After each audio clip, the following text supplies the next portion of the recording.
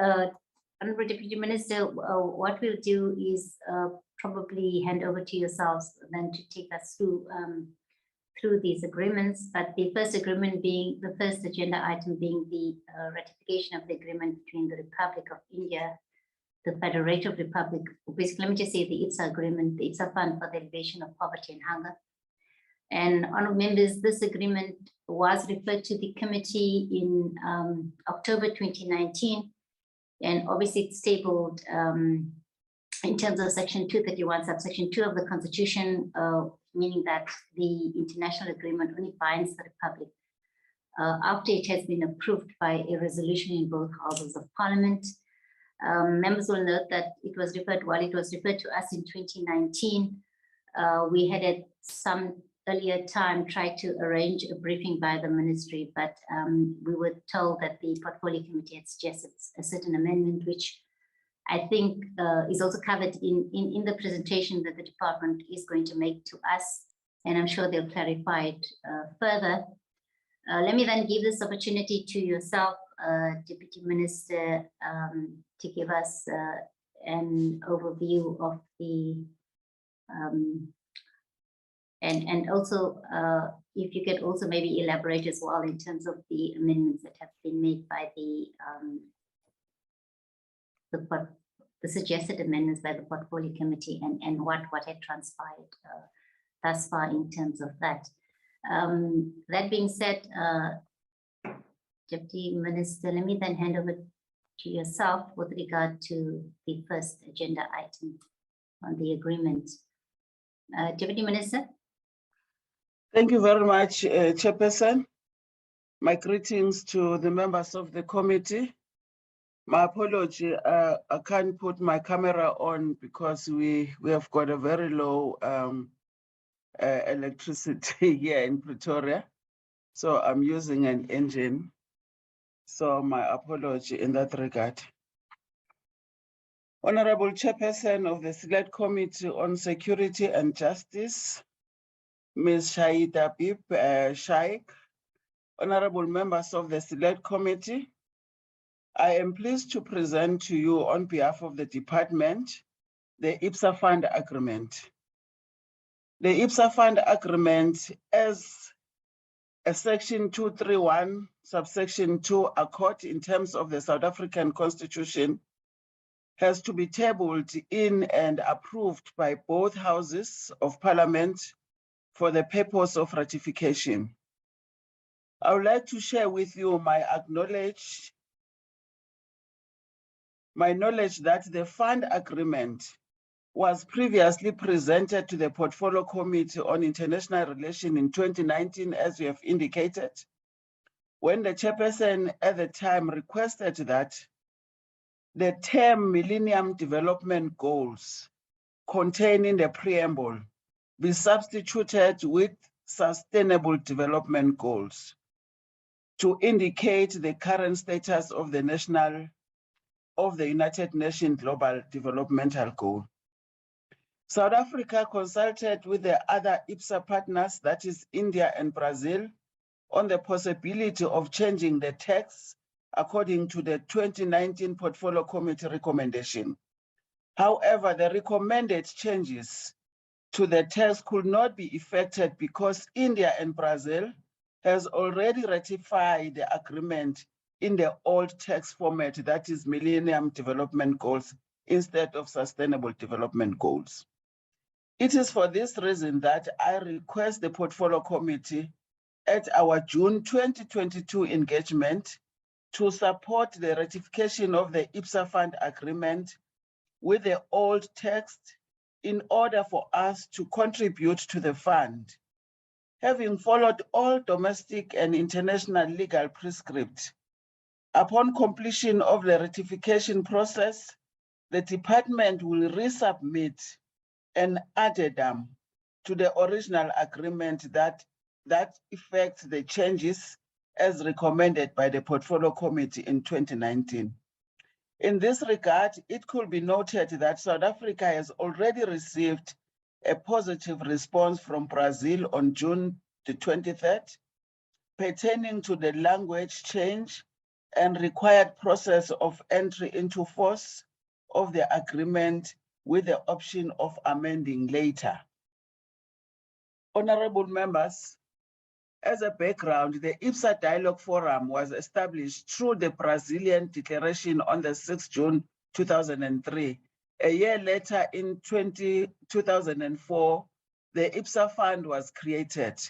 The IBSA Fund's main objective is to support the international development agenda, in particular, the Global South and the least developed countries, in addressing extreme poverty and inequality. The fund's capitalization is driven from an annual contribution of $1 million made by each of the 3 IBSA member states.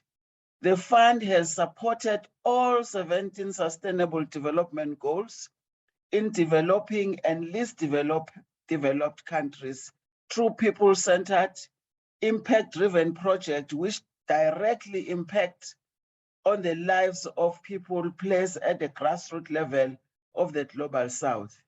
This is done in a practical and tangible manner in the spirit of South-South cooperation.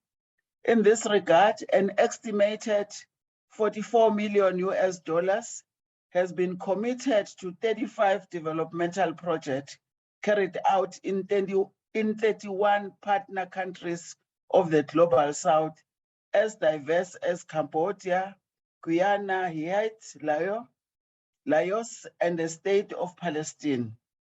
The fund's contribution to Africa is especially notable, having reached at least 8 African countries with as many as 14 projects being implemented since the year 2003. In this regard, Africa has received the largest share of the total fund allocation from the IBSA Fund.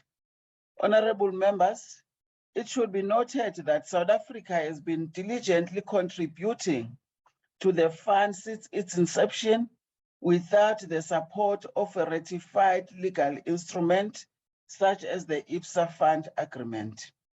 It is therefore imperative that the Portfolio Committee supports the ratification of this agreement in order for us to contribute to the fund, having followed all the domestic and international legal prescripts accordingly.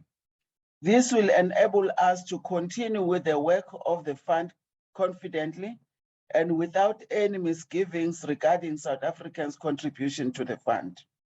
It should further be noted that the fund allows South Africa to make the UN system more responsive and accountable through this trilateral relationship than would otherwise be possible for a 193-member-driven organization to be responsive to each of its members. In addition, South Africa is also leveraging far greater political capital and the extension of its soft diplomacy through a broad global footprint of the IBSA Fund, of which it will otherwise not be able to leverage were it not an IBSA member state which contributes to the fund.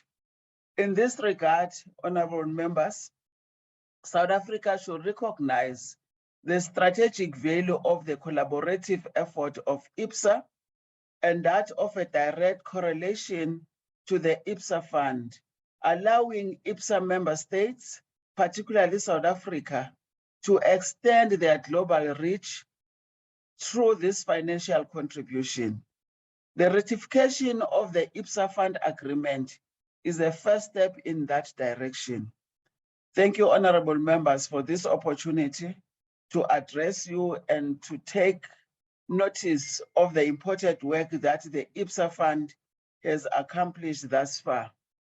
Chairperson, allow me to request you to allow our presenter to do a presentation, a detailed presentation about this IBSA matter. I thank you, Chair. Thank you very much, Deputy Minister. The department may continue.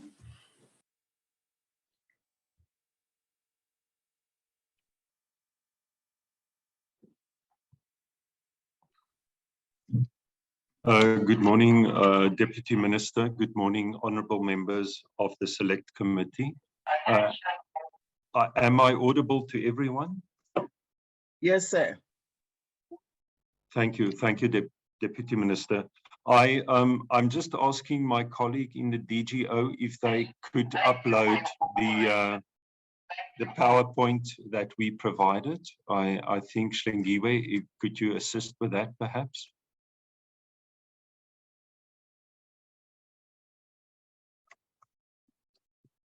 Sure, please, we stop. Zolani, are you on the platform? Yes, Chair, I am. I've given Ms. Shlengiwe the hosting rights, Chair. She can Okay, so proceed. you're going to, okay, no problem.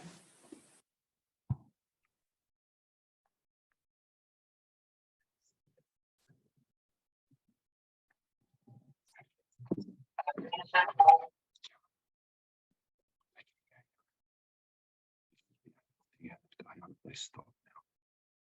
Let's see if Shlengiwe can assist us. There we go.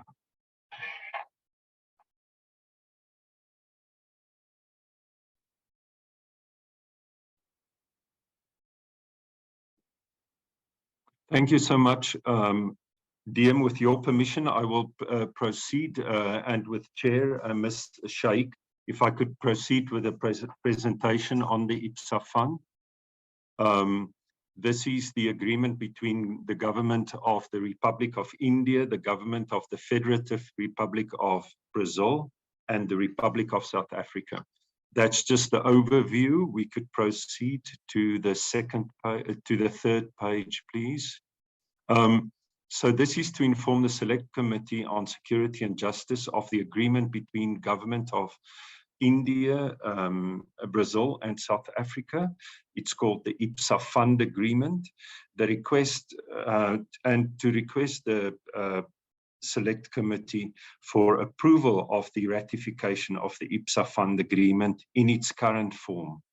The proposal is that we proceed to approve, and we will submit the amendment that Deputy Minister mentioned post ratification. So colleagues, on the fourth slide, just in terms of the background, it was covered by Deputy Minister Mashego Dlamini in quite a bit of detail, but just to say that the fund was created in 2004, that the fund's diet comes from a $1 million per member state contribution that is made on an annual basis, and that this agreement that we are looking at the moment was already signed in Durban in 2017. The next slide. The objectives of the fund is, of course, to support the international development agenda, in particular the global south and the least developed countries, by addressing extreme poverty and inequality. Initiatives supported by the fund are concrete expressions of solidarity and substantive manifestations of South-South cooperation. Moving on, the agreement is in line with promoting South-South development cooperation. Additionally, it also advances trilateral cooperation in conjunction with the IBSA partners and the United Nations. South Africa, as a signatory to the agreement, finds expression in the National Development Plan, which states that we are positioning South Africa in a better world and contributing to a better Africa. The IBSA fund currently has a programming balance of approximately $2.5 million US, and in 2022, the fund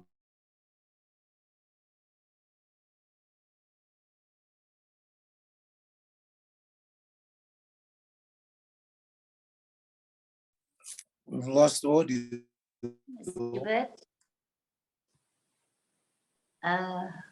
We are losing you, Mr. Divet.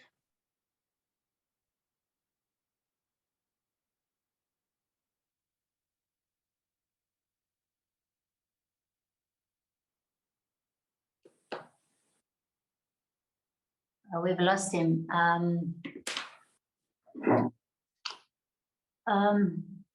Oh, he's back on. Mr. Joubert?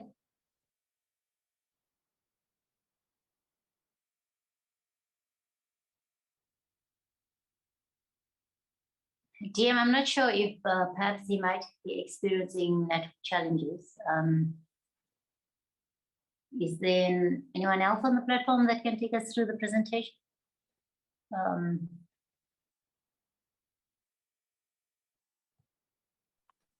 Ma'am, can you hear me now? Yes, yes, we can. Okay, excellent. Sorry for that. I think I was on slide 7, and I mentioned those countries where active projects on the African continent are still ongoing, like Eswatini, Uganda, and Mali. We could go to slide 8.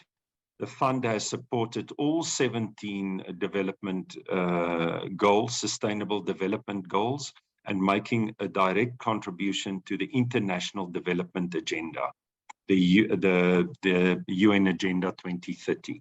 South Africa's contribution to the IBSA fund has significant impact on the interests of the Global South, which will in turn positively impact on South Africa's national economic and political interests.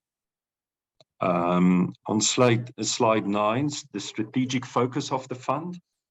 The work of the IBSA fund manifests itself in concrete expressions of South-South solidarity.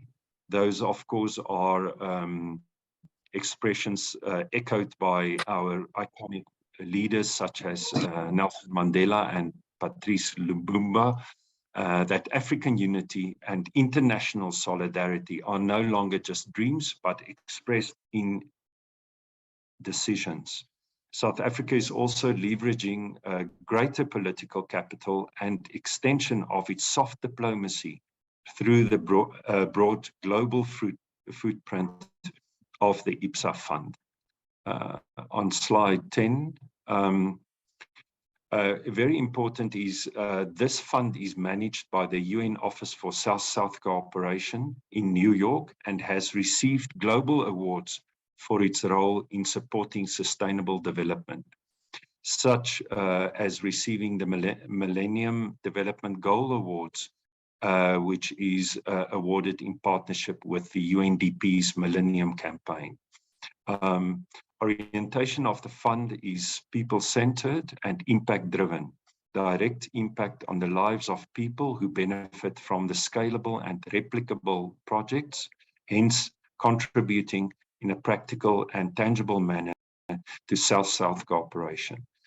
I could just pause here and mention also to DM and honorable members that this fund is also, the model of this fund is also considered by other global institutions of the Global South, such as the Indian Ocean Rim Association, where we have started looking at a development fund for that organization. Slide 11, please. Again, it is essential to state that the fund has achieved significant and measurable success by promoting all 17 of the UN Sustainable Development Goals in many least developed countries, at least 22. But as Deputy Minister has mentioned, we have now grown that to about 30 countries being affected by it. It is therefore recognized as an innovative model for addressing developmental challenges and has received international awards to this end, as I mentioned earlier on. Then slide 12, which I believe would be the last slide. So just to reflect again, as stated by Deputy Minister Mashego Dlamini, this fund was presented earlier on to the PPC, and again in earlier this year, we've made this same presentation to the Parliamentary Portfolio Committee on International Relations to mention that the term Millennium Development Goals contained in the preamble should be substituted by the term Sustainable Development Goals. The legal opinion we have obtained in this regard, and which we are proposing to this select committee also, is that we proceed to sign with the old language. This agreement is signed. We proceed to ratify with the old term in place. And once all IBSA countries have ratified, this agreement will enter into force. And at that stage, we will submit an addendum. So in our conclusion here, we are stating that South Africa should proceed with ratifying the agreement in its current form, whereafter it may be amended after it entered into force. So on that note, colleagues, honorable members of the Select Committee, Deputy Minister, I conclude, and we are ready to engage with you on this matter. Thank you very much. Thank you very much, Mr. Joubert and Deputy Minister, for the input and the presentation. I think this is an important agreement, and I think in terms of what you're also presenting is that there's an urgency in terms of ratification of this agreement. But I'm going to open it up to members of the committee. If you have any comments and or questions for clarity that you would like to make in relation to this agreement. If you can also give me an indication through the raise your hand function.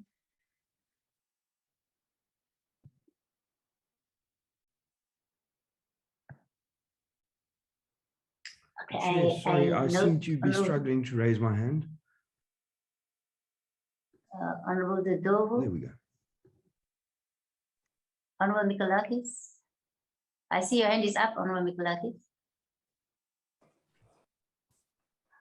All Thank you, right. Chair. Okay. Is it Honorable Dodovo before me, or should I go?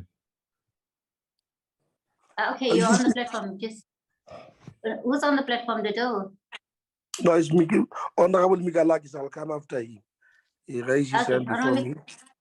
I see both of you are on the platform at the same time. Honorable Mikolakis? Honorable Mikolakis?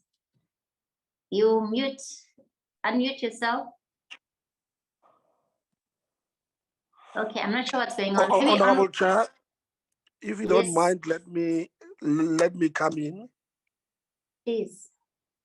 Yes, thank you very much, Honorable Chair, and thank you very much, Deputy Minister, and your team for the presentation. As I understand, the purpose of this presentation is to make an amendment in respect of the IBSA fund, amending the MDG, Millennium Development Goals, to Sustainable Development Goals, and ensure that that is encapsulated in the IBSA fund agreement between the three countries. For me, there are a number of questions that I want to raise, Honorable Chair. Firstly, I am concerned about the impact of this fund, especially in respect of the targeted areas. We all know that when this was conceived was because it wanted to attend to the issues of poverty, hunger, inequalities within the countries, as well as the developmental agenda, which is quite important.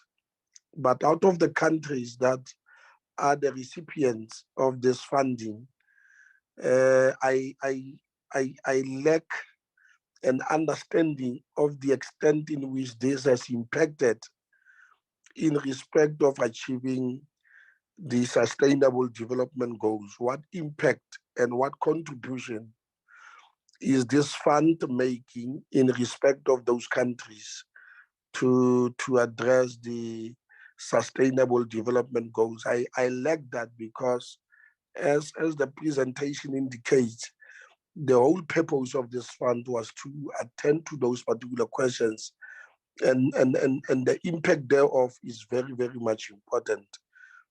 For me, it's not enough to make funding available to these countries, to expect these three countries, South Africa, India, and Brazil, to contribute annually to the fund.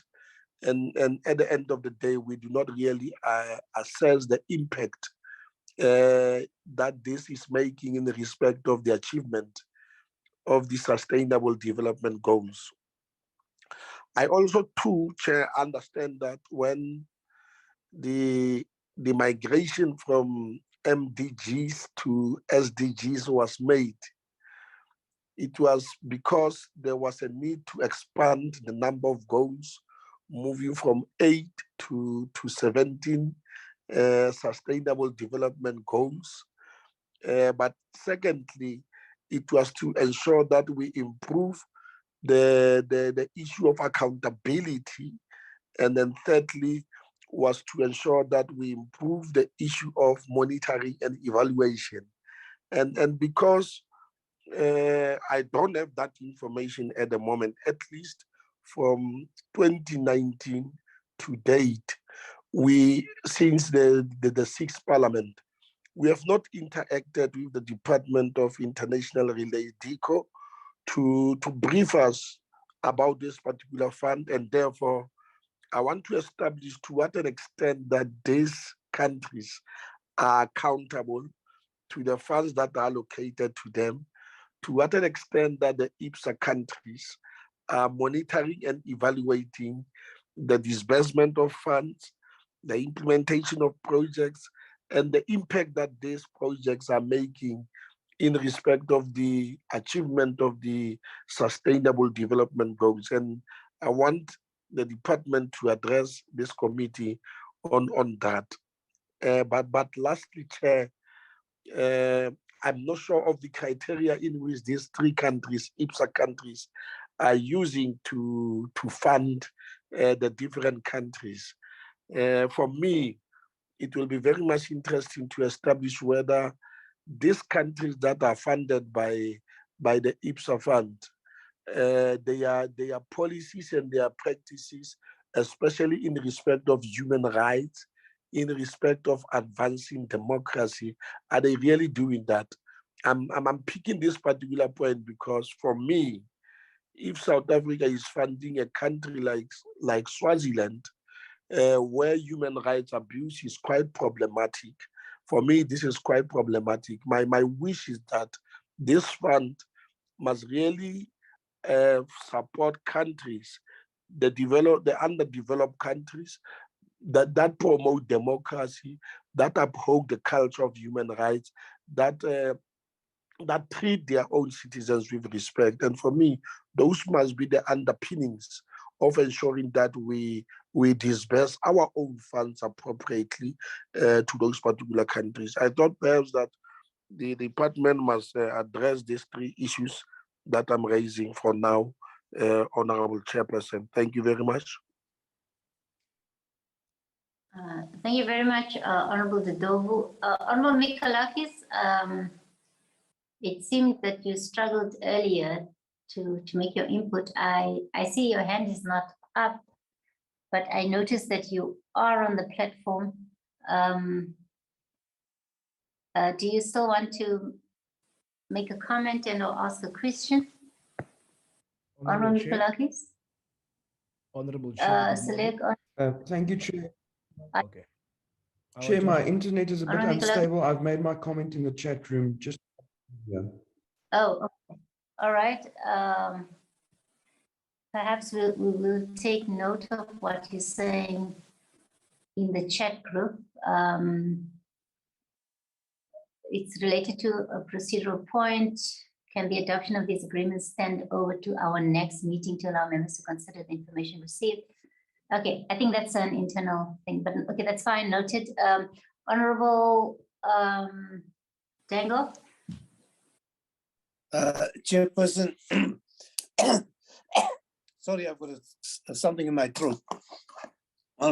Chairperson, we are being asked to ratify the existing wording of the agreement, that we would consider the amendment subsequent to us adopting the wording, and the other two countries also adopting the same word, ratifying the agreement, and subsequently only looking at the substituted wording in the preamble.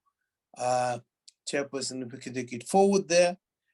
The issue is really how do we advance South Africa's soft power in South-South relations, and together with the UN on this agreement, we would look at advancing South Africa's soft power in a South-South agreement. I may come back and comment later again. Thank you. Okay, thank you very much, Honorable Dengo. Maybe just from my side as well, DM.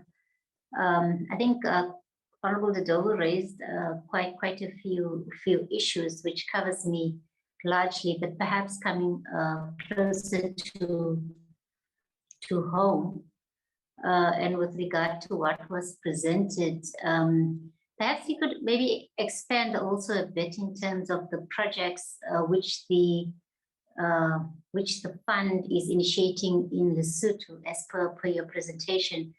And I'm not sure whether it is still a proposed project within Mozambique or whether you would have that information. And I think that also would come back to the issue of accountability and monitoring and evaluation. But then again, just in terms of South Africa, how will the fund in a real way contribute to our economic and political interests, in addition to the South-South relations? And yeah, in essence, basically I think those are my two questions. Perhaps then let me then hand over to yourself, DM, in terms of your input, comments, or responses to the questions asked by honourable members. Deputy Minister. Thank you very much, Chairperson. May I request Mr. Joubert to start? Mr. Joubert. Thank you, DM. Thank you. With your permission, I will start and I will try to address that. Madam Chair, Ms. Shaik, to start off with Honourable Doduvo's issues, I think those are all very valid issues. We will, let me try to see to what extent I can respond to that, and whatever is left, we can provide further written input. But the matter of impact and contribution is a key element in all these projects. These projects, when I say the fund is managed by the UN Office for South-South Cooperation in New York, it actually implies that that office is taking care of the entire project cycle. It is responsible for setting the criteria. It's responsible through the UN offices in these countries, and normally all these countries would have one or other office of the United Nations Development Program that assist in managing this fund or the project. So what we have done lately is we have also asked our missions in those countries to help us with evaluation of the outcomes of these projects. So the entire life of a project is managed by the fund, and that is why the UN Office for South-South Cooperation runs this fund. And the way they have done it, I think we need to agree that on a global level, they have received recognition for that. In the decision making, the member states do play a role. So our representatives in New York, India, Brazil, and South Africa, our representatives there sit on the board looking at these projects. So we are very much at ease in terms of the fund, what it can do, and how it is run.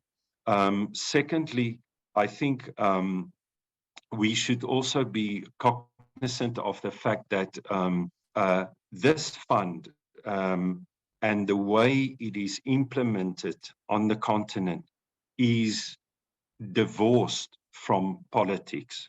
That is why we use the word grassroots level. This fund is dispersing small amounts of money on projects that have a high impact on local communities.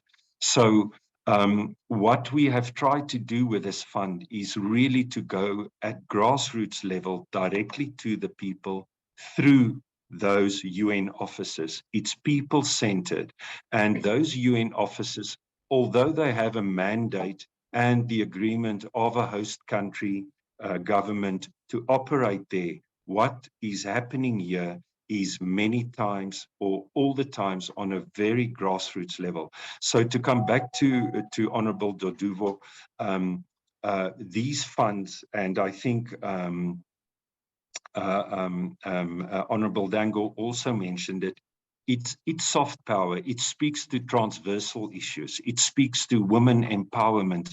I'm sorry that I can't give you specific details of funds, but I will ask my colleague, Mr. Kuzwayo is also in the meeting if he wants to come in with any details.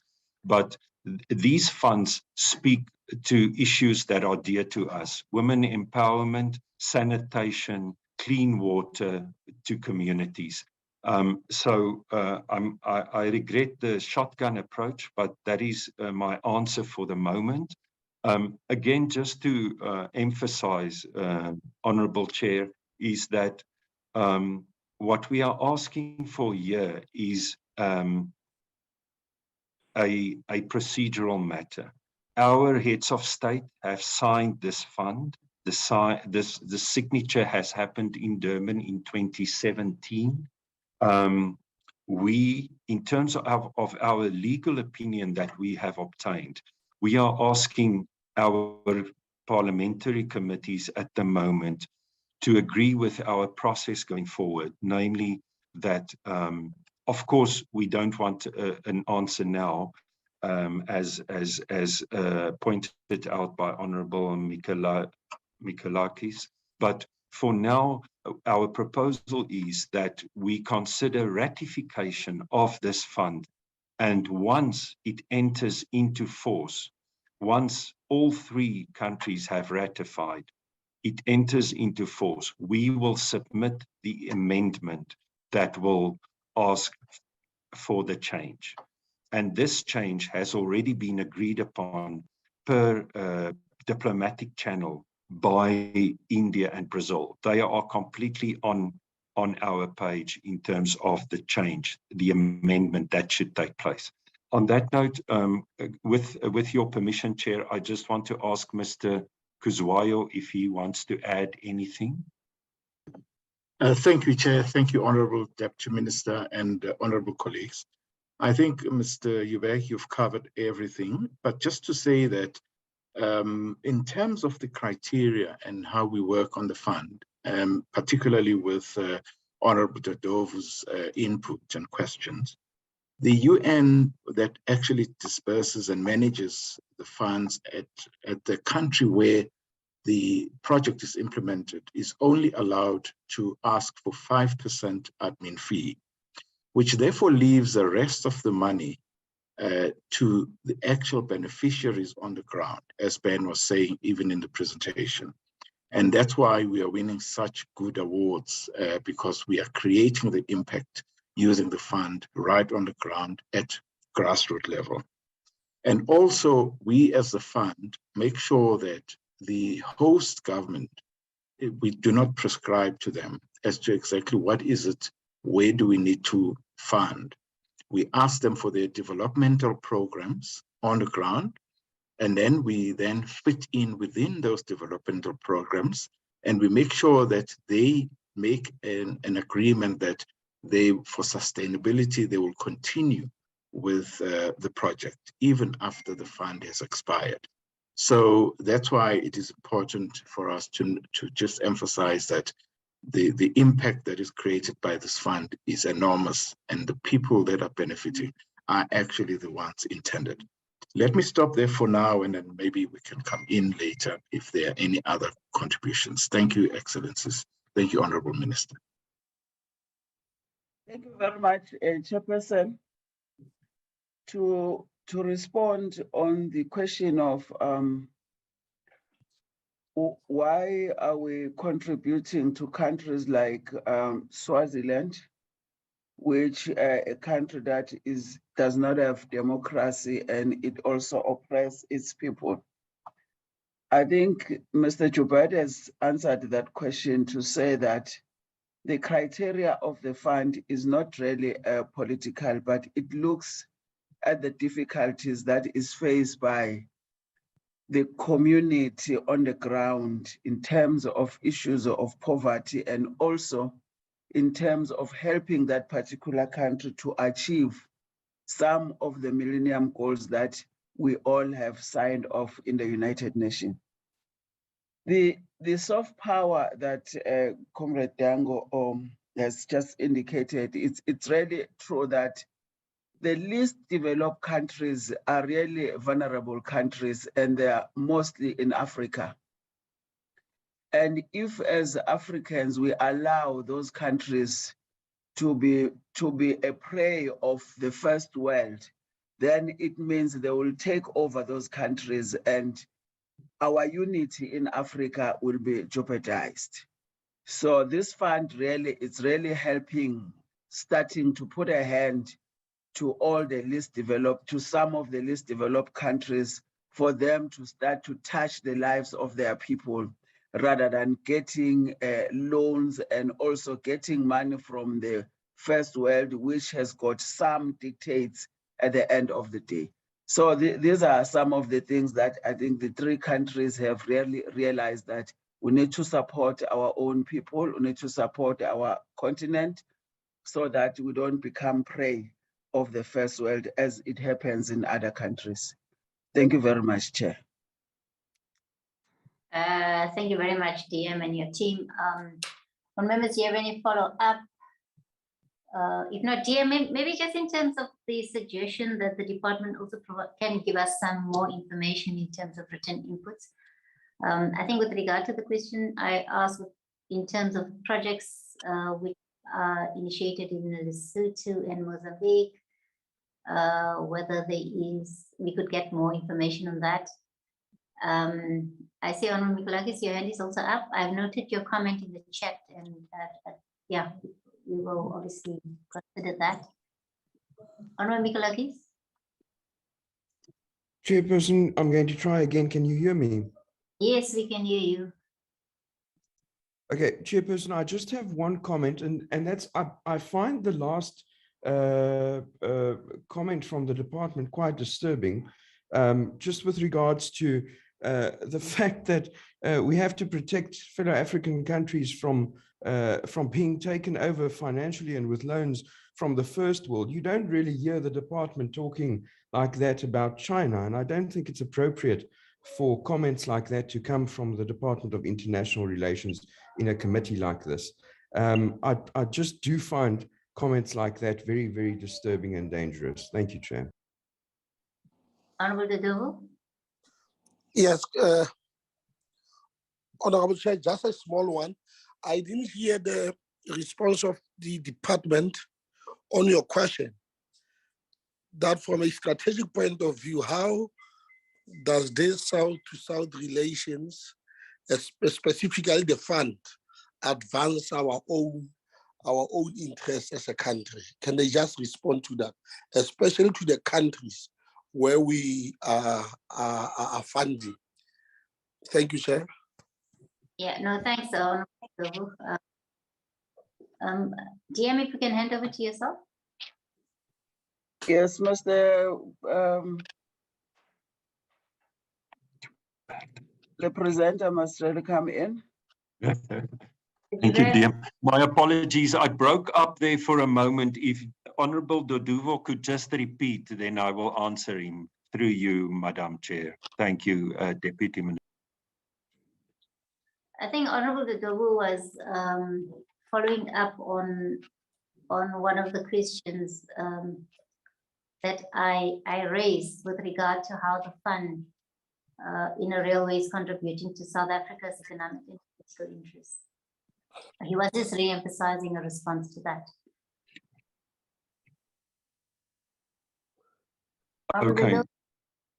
Okay, no, it's fine. Please, Mr. Joubert. Thank you. Yes, we have perhaps the most important issue here is the soft power that we exercise through the fund on the continent. And what we have realized is that we should work harder on the visibility of that. But we do believe that the way that the fund behaves on the continent opens other doors for us that have political benefit and to some extent economic benefit.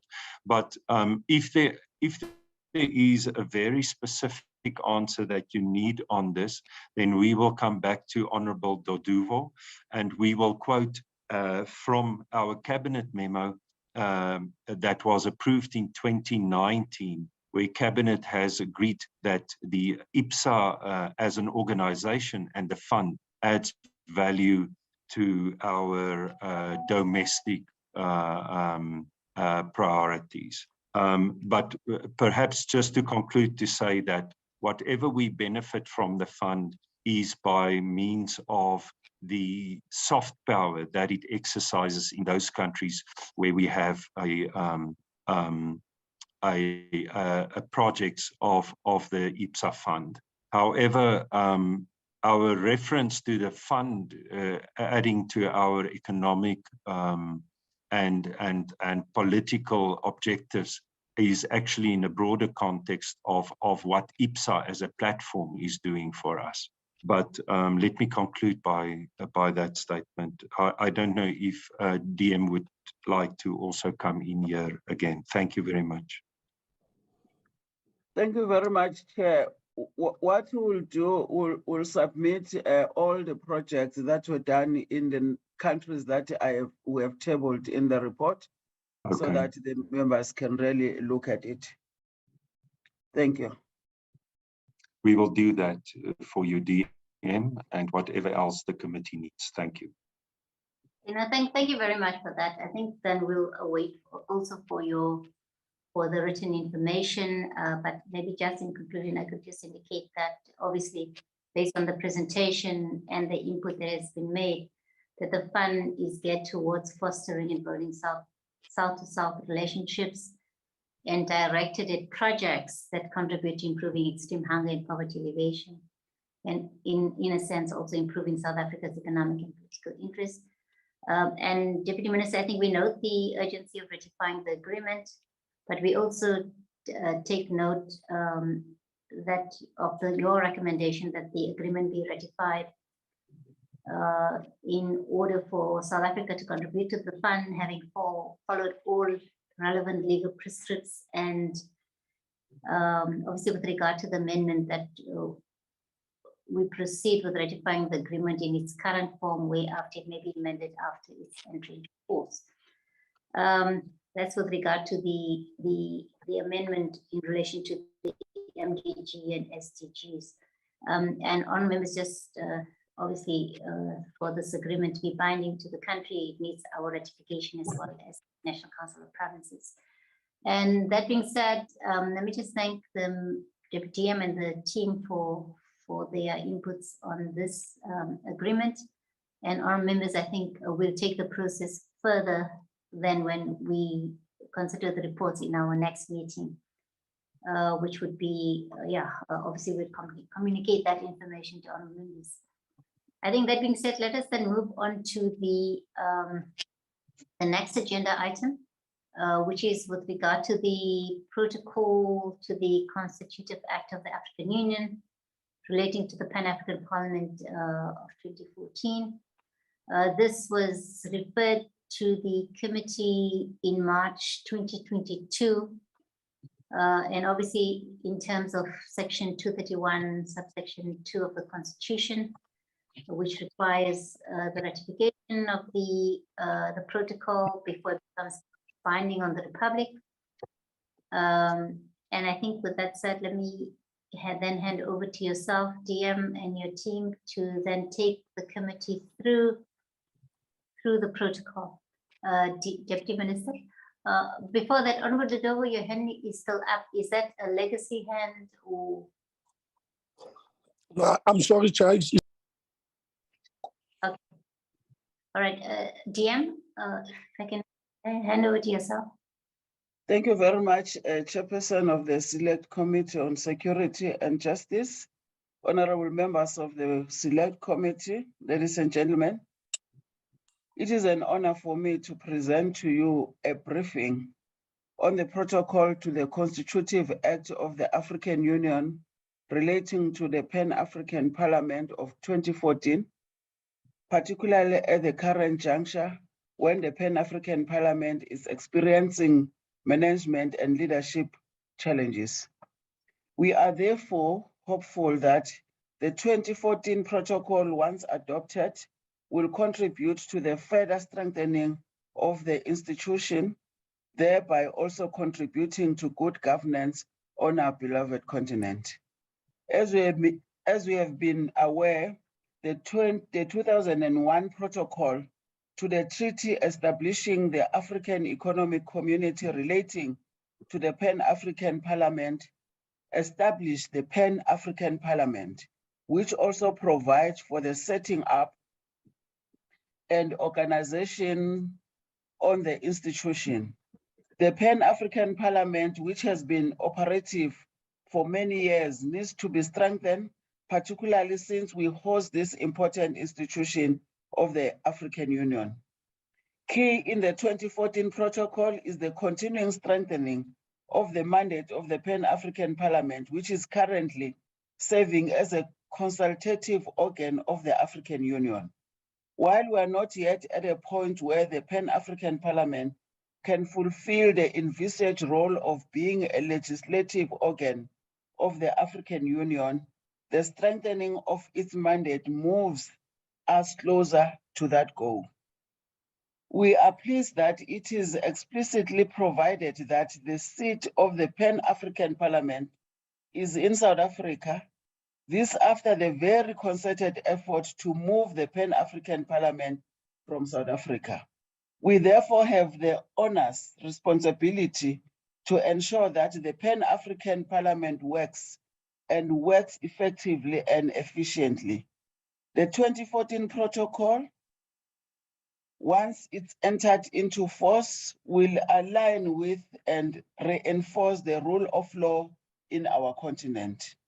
We are also pleased that the protocol will be tabled for the consideration and approval of both the National Assembly and the National Council of Provinces as part of the ratification process. Such ratification will continue to demonstrate our commitment to contributing to the strengthening of the institution of the African Union, as well as regional integration as outlined in Agenda 2063. In this regard, Chair, it is worth noting that the protocol does not pose any obligation that are in conflict or contradictory to any of our domestic national laws, as well as our international obligation. It is my hope, therefore, that the 2014 protocol will soon be considered and approved by both the National Assembly and the National Council of Provinces for ratification. With these opening remarks on this matter, Chairperson, may you allow me to hand over to our Chief Director, Mr. Ndimeni, Chief Director of Africa, to do the presentation that we have circulated. I thank you, Chair. Thank you, DM. Thank you very much, Deputy Minister, and also Thank you to the chair and the select committee members on security and justice. It is an honor to present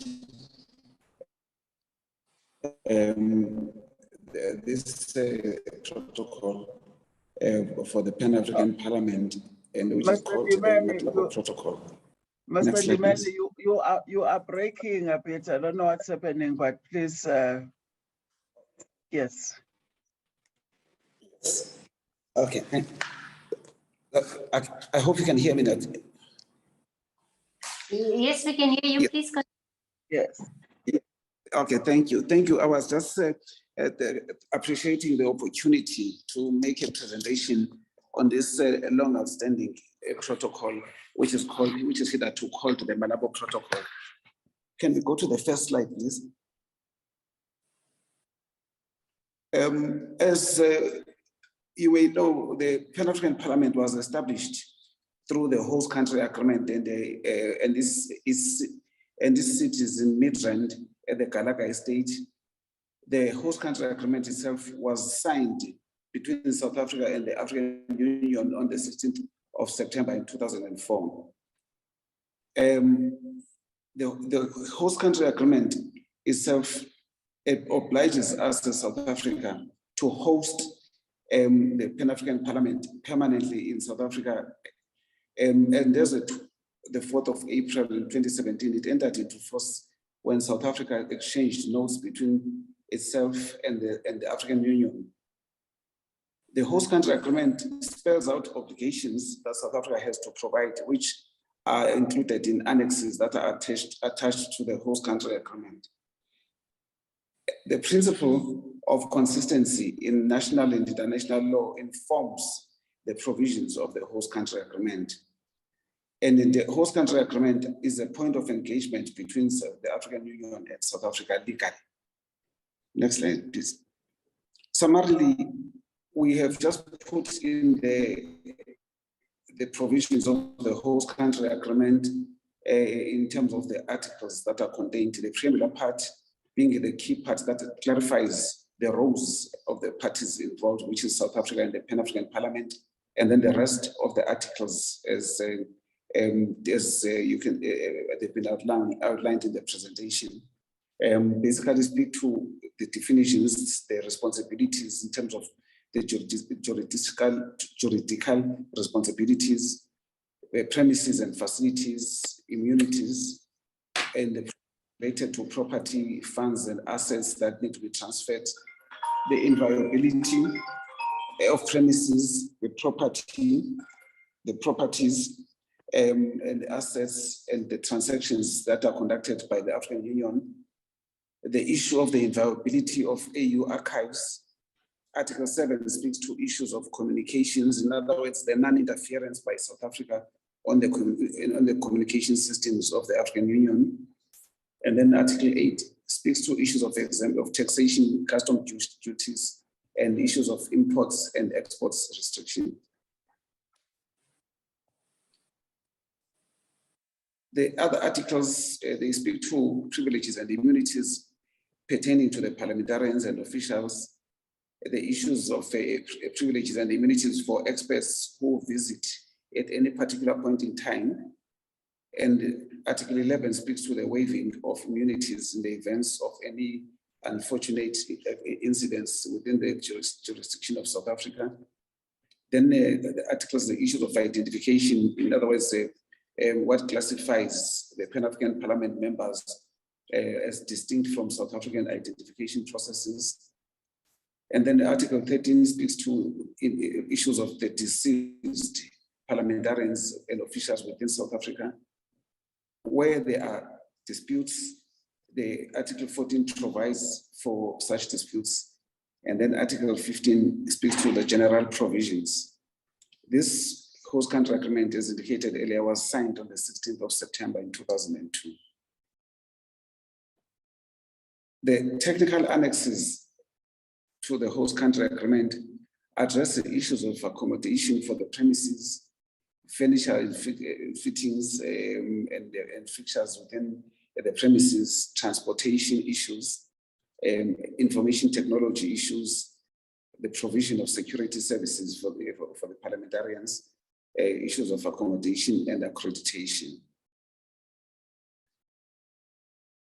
We have included this slide just to indicate the latest developments with respect to the Pan-African Parliament that together with the Department of Public Works and Infrastructure, we have been working very hard to resolve the issue of the permanent precinct. And it looks like, well, we are making a lot of headways. The Department of Public Works and Infrastructure has given an update recently that there's some progress on the issue. We are also involved in resolving some other issues that are related to the package around the president of the Pan-African Parliament. There are also some list-related issues that we are resolving, and we've had successful meetings. We are weekly to resolve all of these issues. The Department of Public Works have assigned an architect to assist us with issues of office space and committee rooms, which we are of the view that we need to proactively solve before the permanent precinct issue is finalized. We also had a meeting recently to resolve the issue of ICT equipment, which has now become obsolete, largely to allow for virtual meetings to take place. We are engaging with the Pan-African Parliament on a weekly basis. And equally, we want to ensure that the revision of the host country agreement is consistent with other host country agreements that have been signed with other countries in the African continent. And our role specifically is to facilitate and ensure logistical support, and especially focus on the revision of the host country agreement. We are currently requesting Parliament to assist us with the process of ratification for the host country, for the Malabo Protocol, much more to request that since since South Africa has not yet ratified, it has not also entered into force because of the shortage of the number of member states that need to ratify. 28 member states are required to ratify the protocol. One important issue is that the Pan-African Parliament is one of the 9 organs of the African Union. And South Africa, being the host country for the Pan-African Parliament, has a vested interest in ensuring that the Malabo Protocol is signed. We are now embarking on this process for the reasons that have been mentioned above. And this requires parliamentary approval, and we appreciate the opportunity to present this instrument.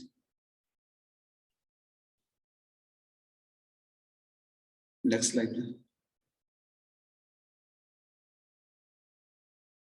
We initially presented the protocol in the ICTS Cabinet Committee meeting on the 11th of November in 2020.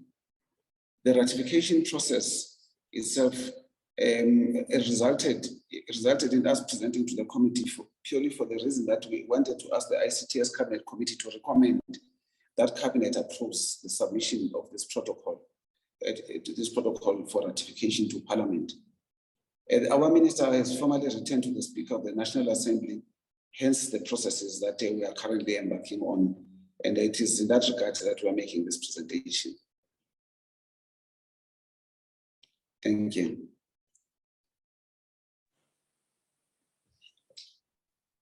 Thank you very much, Chair. Thank you very much, DM and Mr. Ndimeni, for that presentation on the protocol, which highlights the importance that as a country we attach to Pan-Africanism and regional integration. Let me then hand over to honorable members if you have any questions for clarity and or comments that you would want to make. Okay, our members, over to yourselves. If there's any, Honorable Dango, Honorable Dudovu. Okay, let's start with Honorable Dango. Thank you very much, Chairperson. Thank you very much, DM, and thank you very much to the presenters. The ratification of the Pan-African Parliament is important. My question is, has this been presented to the Portfolio Committee for their ratification already? Or is it being sent here for information for us to consider afterwards? But it's important that this instrument, in fact, be ratified. I have one question on the question of immunity. Immunity of people attending the Pan-African Parliament. If, for example, a person is wanted by, for example, the Israelis, and he comes to South Africa, would we then be obliged to hand that person over? Or does that person actually have the same kind of immunity if such a person was going to the UN in New York, and they would have the immunity of not being arrested by anybody for that particular matter? Thank you very much. Thank you very much, Honorable Dango. Honorable Dido. Thank you, Honorable Chair. Let me join Honorable Dango in welcoming and congratulating the DM and the presenter on this matter of the ratification of the treaty in respect of the Pan-African Parliament. Just one question. As I understand, this was agreed upon by the heads of states in 2014. It is now 8 years since then. Why has it taken such a long time? What has been the difficulties in terms of facilitating this process? It's about 8 years since then, as I understand. And why has it taken such a long time? I will tell you why I'm asking this question, Honorable Chair. The PAP is an important organ of the African Union. It is here in our country. For the sake of the people of this continent, it is quite important that they have a voice in the form of the Pan-African Parliament, and its stability and strengthening is very, very much important, especially in the wake of ensuring that we attend to the challenges that are facing the continent: hunger, poverty, disease, malnutrition, and all of that. It's quite important that it becomes a platform of interacting. It's quite important, especially so because it is the only organ of the African Union where the opposition parties play a significant role. Out of the 9 organs, it is a platform where multilateral engagement and representativity is obtained, and its stability is important, and its focus on key issues that are affecting the continent is very, very much important. This chaotic scenes, this mockery that we see in the Pan-African Parliament must come to an end, and its African leaders must come to its senses in terms of ensuring that they dignify the Pan-African Parliament, especially when all of this are happening here in our country as a host country. Now, my question, because as I understand, the whole issue here is to strengthen the Pan-African Parliament so that it plays an effective role of oversight, lawmaking, and all of that for the whole continent. Why has it taken such a long time to finalize this particular process? Thank you very much, Honorable Chair. Thank you very much, Honorable Didovu. If there's no other member, maybe I could just add to what has been asked already, Deputy Minister, just in terms of the fact that 28 member states are required, how far are other African countries in respect of ratifying the protocol? Are they still to ratify the protocol? And I mean, obviously 28 countries are needed for it to be enforced. So if you can maybe just get some kind of input on that. And maybe just on the letter part, Honorable Dengo's first question, Honorable Dengo, this protocol is tabled not for our information, but obviously as we have a responsibility in terms of one of the houses of parliament to ratify. I see Honorable Motsama, your hand is also up. Did you want to ask a question or comment? Honorable Motsama. Hello, Chair.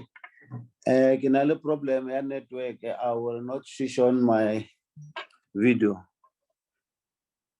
Chairperson, more Africa, Mona, Kratos, who support what the Honorable Duduva have already said. Africa, Raibona, for ya Paruzuke Matata. Negabato Seba, a minister, a garfitisa Hanya, and fella for Pan-Africanist. It thuswa jwang gore e tswelle because ra bona gore lefatshe lena la Africa le mo kgobeng ya mathata. Ke a leboga Chair.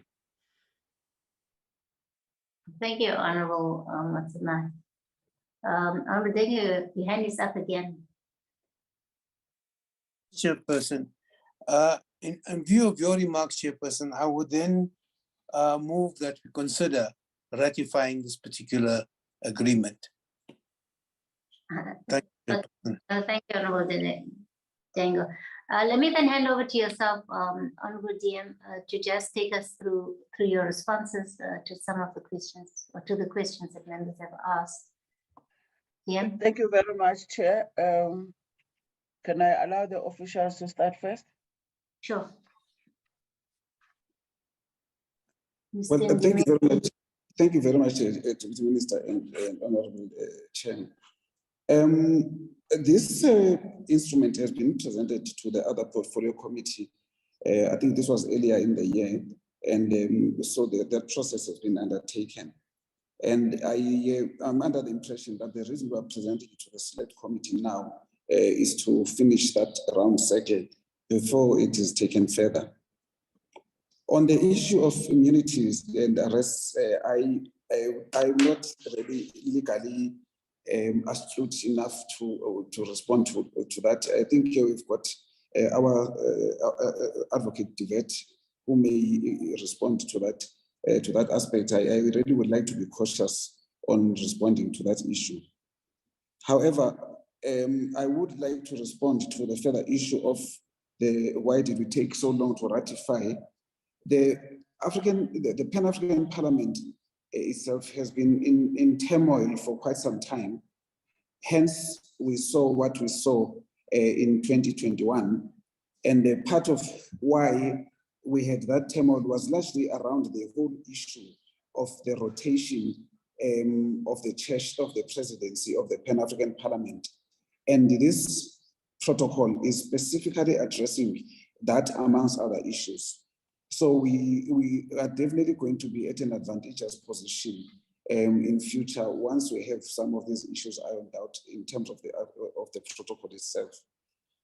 And as to how this assists Africa, I recently participated this past committee sittings, and there's a marked difference in the approach from the current president of the Pan-African Parliament in terms of engagement with the African Union organs, the African Continental Free Trade Area, the African Commission on People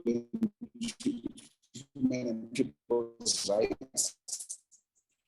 They came and they made presentations. So there is a high level of awareness amongst members of parliament, which by implication means that they will better represent their own nationals at the domestic level. And some of the issues that they've come up, for instance, are the impacts of the socio-economic impacts of COVID, amongst other issues.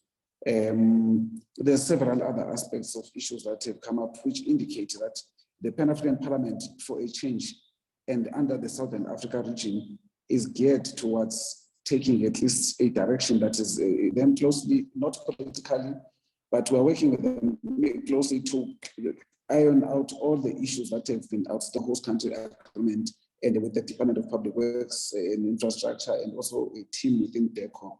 So those are some of the positive updates that have occurred. And again, the Deputy Minister has been involved with the process very closely and monitored this process quite adequately. And it's for me been a pleasure to work under her guidance, and we will still continue to brief our political principles accordingly. Thank you. Thank you very much. Advocate Divet. Thank you very much, Minister, honorable members.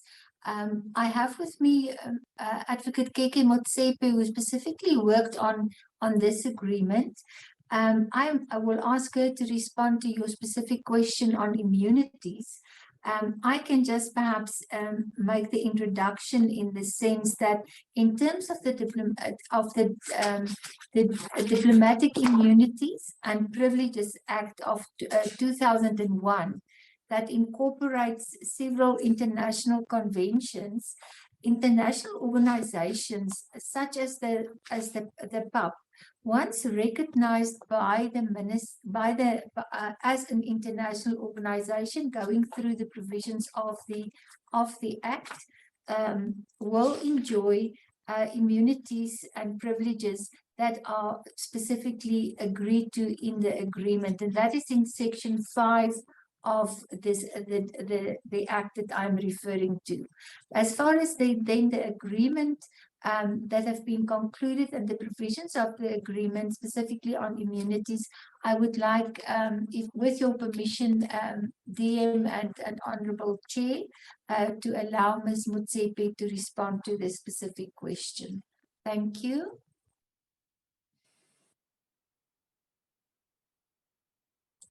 Well, thank you very much, Chair. We request that the other legal person to really answer the question. Thank you, DM. Thank you, Chairperson and honorable members.